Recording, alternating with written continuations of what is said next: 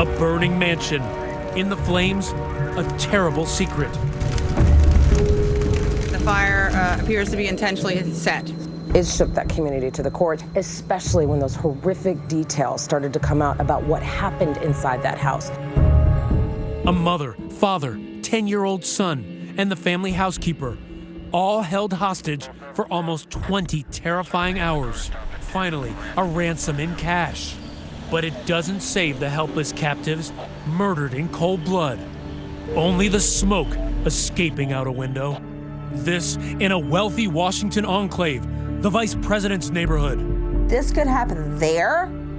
What about the rest of us ordinary Joes? What chance do we have? Tonight, 2020 takes you inside the mystery of the D.C. mansion murders.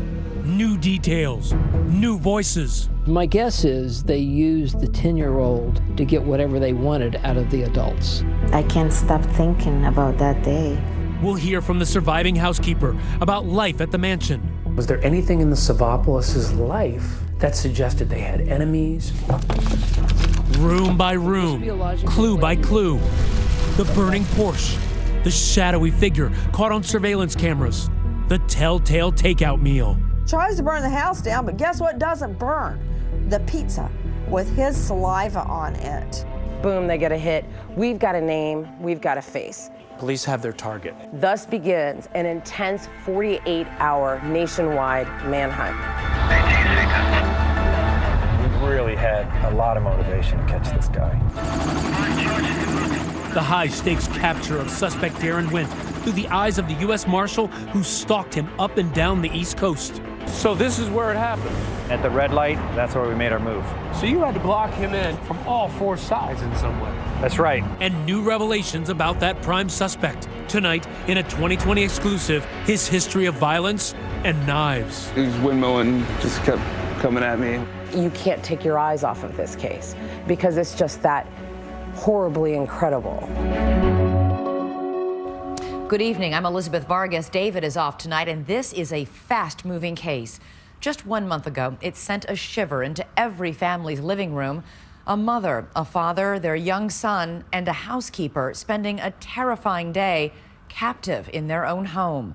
There are disturbing questions behind that impressive front door and over those 19 hours as the family texted from inside, even ordering pizza. Could anyone have intervened? You'll have many questions of your own as the story proceeds, and we're live tweeting throughout the show, #2020. So ask us as we piece together new clues just out in the last 2 days. Our Ryan Smith tells us step by step how we ended up here. It wasn't supposed to be like this. Two teenage sisters mourning their murdered parents and little brother 11 days ago. Their multi-million-dollar home boarded up.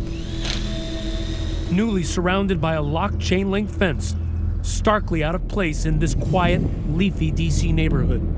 An abrupt ending to a love story that seemed destined to play out as happily ever after. A love story that starts in high school. Amy Martin and Savopoulos meet at Springbrook High School in Silver Spring, Maryland, just north of Washington, D.C. They both decide to attend the University of Maryland, where a popular and outgoing Savas spends the next 4 years pursuing the beautiful but shy Amy. Savas had a crush on her for all 4 years and pursued her and pursued her and pursued her, and she would never say yes until the very end. She finally agreed to go on a date, and the sorority sister said, thank God, because they seemed like a perfect match for each other. He, a fifth-generation Washingtonian, the son of a metalworks company CEO. She, a self-described army brat whose family moved often. After college, the couple has a large Greek Orthodox wedding at Washington, D.C.'s St. Sophia's Cathedral. Their wedding picture, seen on their daughter's Instagram account, set up as a tribute. What were they like together? They love each other. Their housekeeper of 2 decades, Nellie Gutierrez, says the Savopoulos were the picture-perfect couple. In my 19 years, 20 years working for the family, they never fight.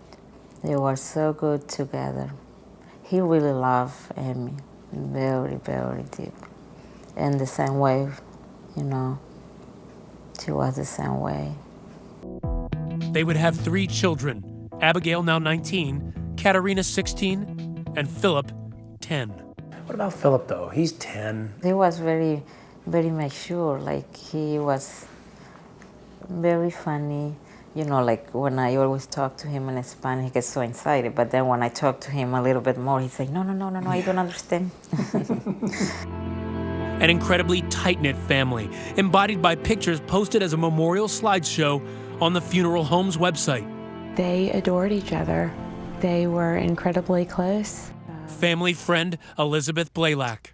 The parents loved those children, and the children had a wonderful relationship with each other. They were what everybody wants for their own family. Sava, known for a strong work ethic and gentle manner, succeeds his father as CEO of American Iron Works, supplying metal not to your local 5 and dime, but projects like these. The restoration of the Pentagon after 9/11, the new convention center, major hotels. So it wasn't a particularly sexy business, it was a very successful business. Settling in as a young, wealthy Washington couple, they buy this gabled, red brick home in 2001 with its own library and music room, surrounded by manicured lawns, hedges, and gates. You notice that as soon as you walk in the neighborhood, you see embassies just a block away. And Joe Biden's home is not more than a mile away from where they live. So this is one of the most established neighborhoods in Washington. We're talking not only a stone's throw from the vice president's house, but this is sort of a billionaire's enclave. You'll have titans of industry, billionaires, senators, congressmen, ambassadors. The Savopouloses listed in Washington's Green Book, a who's who of D.C. elite. And as part of the D.C. elite, the Savopouloses have money, a private jet, and a 44-foot yacht. And in 2012, while the girls are away in boarding school, the parents are living large with son Philip in the Virgin Islands. They decided to sort of play hooky for a year. They rented a home that was on an island, so Amy would have to put Philip in a dinghy and row across a waterway to get him to school. But the Savopouloses weren't just living lives of selfish opulence. They were, in fact, incredibly charitable. They were generous of their time and their money. They donated $100,000 to NCS, which was where their 2 girls went to school before going to boarding schools. Amy, every year for her son's class, used to buy everyone gingerbread houses at Christmas time, and she would come in and help put them together. So every boy wanted to be in his class. And as their contemporaries would be playing golf and tennis at the Congressional Country Club, Sava's passion? Kenjutsu. An ancient form of samurai swordsmanship, studying the art form for 20 years. He was even about to fulfill his dream of having his own martial arts center scheduled to open here in Chantilly, Virginia, the week after he was killed. Like his father, 10-year-old Philip, known as Flip, also had a somewhat atypical and expensive hobby: go-kart racing, traveling around the country, competing in his own kart with his own sponsor. This is not the thing your normal 10-year-old gets to do. Philip had a coach, and he had a top-of-the-line go-kart, and Amy made her son do his homework between races. And it's at one of these go-kart tracks that Savopoulos meets this man. I feel good. Fellow racing enthusiast, 28-year-old Jordan Wallace. Wallace creating his own website with videos of the extreme sport. My life is awesome. Like, I have nothing to complain about. Their friendship would lead to a job as Sava's personal assistant, and Wallace would end up playing a pivotal role in those final hours before that quadruple murder. That assistant says he got a call from Savopoulos to bring $40,000 cash to the house. Was it an armed robbery gone wrong, or a calculated murder for hire? Questions that would confound police and this once peaceful neighborhood.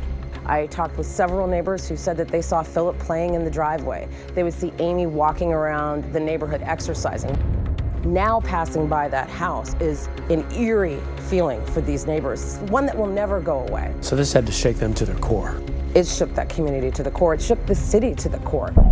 When we come back, a family held hostage for 20 desperate hours, and how those last hours were spent. Takeout food order, a $40,000 cash drop, and a strange and eerily calm voicemail left for Nelly Gutierrez under duress. Hey, Nelly, it's Saba. Amy is in bed sick tonight. Stay with us.